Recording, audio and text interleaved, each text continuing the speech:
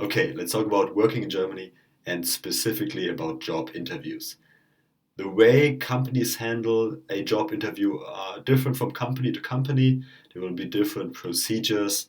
Some will have you do a case study or a team assignment or a psychological test.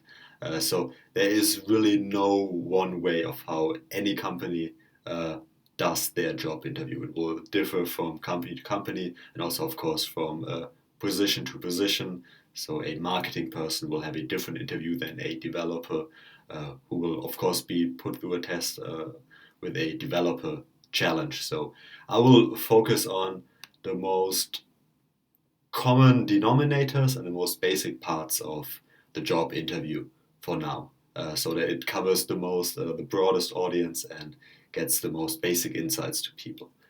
There are four elements that I will focus on in this video. Number one is whenever you have a job interview in Germany or with a German company, one key element is to be on time. Germans are extremely precise, extremely punctual. So if you show up late for your job interview, in person or online or via phone or Skype, it's a very bad first impression. There is no need to do that. It's always time to prepare. So if you are able to be on time, you should always be on time. There is no excuse for that. So make sure that when you are going to an interview in person, show up 15 minutes early to the building. They will usually have someone at reception who will know that you will have an interview. They will then take you to location where you could sit in the lobby or somewhere. This also gives you then a moment, a time to calm down, take a breather, prepare yourself mentally for the job interview, and this way nothing will be rushed and they will know that you are there and you were there on time. The same goes for when you have a online or Skype or telephone interview. If you're doing it on the laptop, make sure beforehand that your laptop works, your internet connection works, it's all in place. That the software that they are using you can actually access and it's working. If it's some web-based software, try it out beforehand, see if it works. If it's Skype, test your Skype connection and then just be online, set, ready to go a couple of minutes before. Log into the system if you can, so you are there in person. So whenever it's supposed to start, you are there. I mean, sometimes some recruiters have maybe a bad habit of showing up a little late. At least you are not late. So there's always the chance to do that. Number two, know your elevator pitch. So, what is an elevator pitch? An elevator pitch is something that comes from like the business world. Is saying, okay, you have an idea and you meet someone that you want to get the idea across because you want them to invest in your company or something like this, and you are with them in an elevator. An elevator ride is quite short, so you have like 30 seconds or a minute at most if it's a really slow elevator to give an impression of, okay, what is it that your idea is all about? And that is then supposed to persuade the person to join you on whatever it is that you want from them. And similar, it is also for you, because in a job interview, one element that you will always be asked is, okay, tell me about yourself.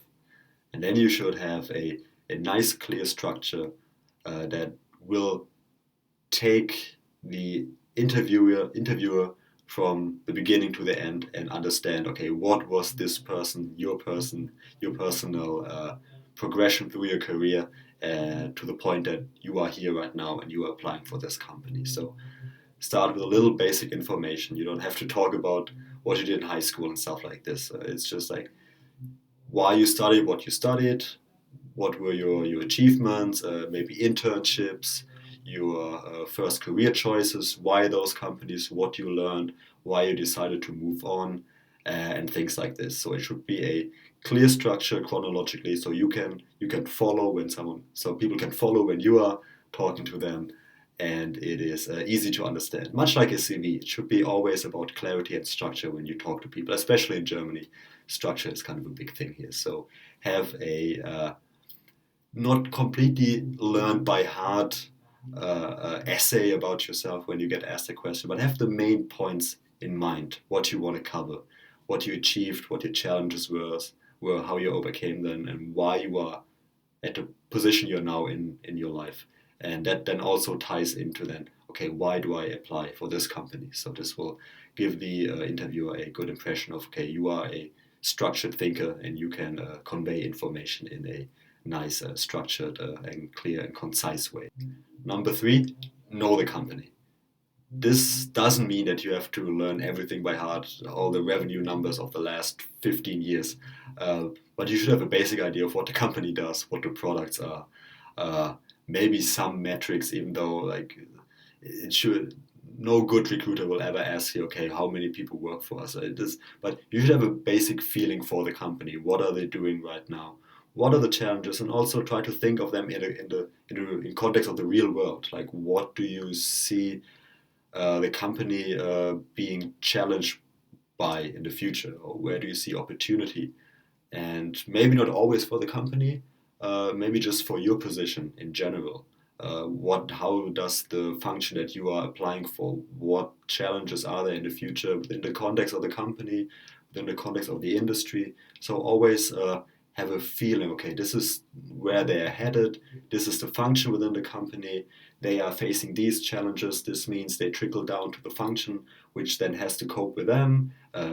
These are the opportunities, which means in this function there will be these opportunities and these kinds of things. So always have a feel for the company, not learn everything by heart, but understanding the kind of the DNA, maybe also a little bit about the history, where they're coming from, and then have a feeling. So you can also give kind of an outlook and a vision on what you want to do in your position. And actually, that is something that everyone can do, even if you're applying only for an internship.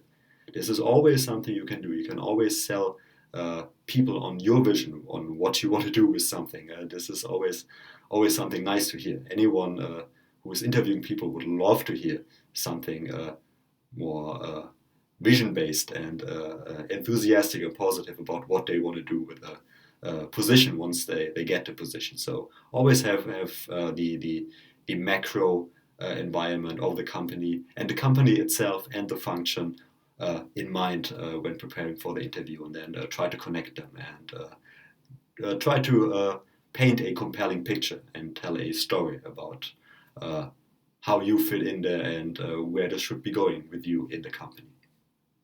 And number four, a more menial point at the end, dress appropriately. So I think this goes without saying that it is a formal business interview. You should dress. Number four, this is a number four, dress appropriately. This is a more menial point, but it's still important to mention. I think it goes without saying that in a formal business environment interview, you should dress appropriately. What appropriate is depending on the company, on the industry. So a business outfit is for a guy is a suit and a collar shirt. A tie depends on the industry. If you apply for banking or consulting or insurance, those kinds of jobs, you should put on a tie just to be on the safe side. Even though the tie is slowly dying out, there are still some places where you rather go a little above than below in terms of dressing for the interview. So wear a tie. For women, just have a nice business outfit. No tie, of course. And then other than that, you have to go to the website, see what people are wearing, what the vibe is. If it's a creative agency, for example, there will be no need for a complete suit, but always try to, if in doubt, always go a little above than below, just to be on the safe side. I think it's always okay to be a little overdressed, so at least you show that you want this and you put care in it, and just be like, all right, a little slobby and not really caring, of course. If you work in professions where you know your market value, if you are a developer, you you can pretty much wear what you want. I feel like sometimes. So you make the choice for yourself. I would say always shoot a little over, just to be on the safe side, to demonstrate some respect to the nice people that are interviewing you. Okay, so this was everything about the job interview. Let me quickly recap. Four elements. Number one, be on time. Number 2, know yourself and have a little elevator pitch. Number 3, understand the company and the environment that they're working in and how you and the function you're applying for are tied into that. And number 4, dress appropriately when interviewing for a job. And with those 4 basic elements, you have a good foundation for a job interview, and anything else that the company puts on there specifically for them, you will be able to handle that, I'm very sure. So take this as a little inspiration for you to give you the energy to take your first step of your journey into Germany.